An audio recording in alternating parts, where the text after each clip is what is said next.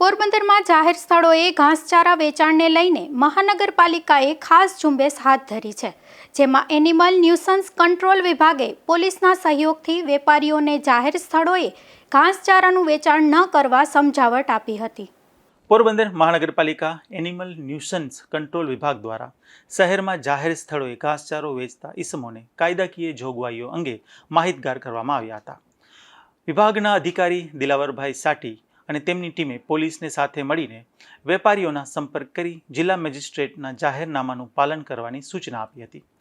મહાનગરપાલિકાએ જણાવ્યું હતું કે જાહેર સ્થળોએ ઘાસચારો વેચવાના કારણે ગંદકી, ટ્રાફિકની અવરોધક સ્થિતિ તેમજ રોડ અકસ્માતનું જોખમ વધી શકે છે. તેથી વેપારીઓને જાહેર સ્થળોએ વેચાણ નહીં કરવા સમજાવવામાં આવ્યા હતા. સાથે જ નાગરિકોને પણ અપીલ કરવામાં આવી છે કે તેઓ રસ્તા પર વેચાતા ઘાસચારાની ખરીદી ટાળે અને ગાયોને ઘાસચારો ખવડાવવાની ભાવના હોય ગૌશાળામાં જઈ ઘાસચારો અથવા દાન અર્પણ કરે. નિપુલ પોપટ સાથે અશોક થાનગી, ગુજરાત ન્યૂઝ, પોરબંદર.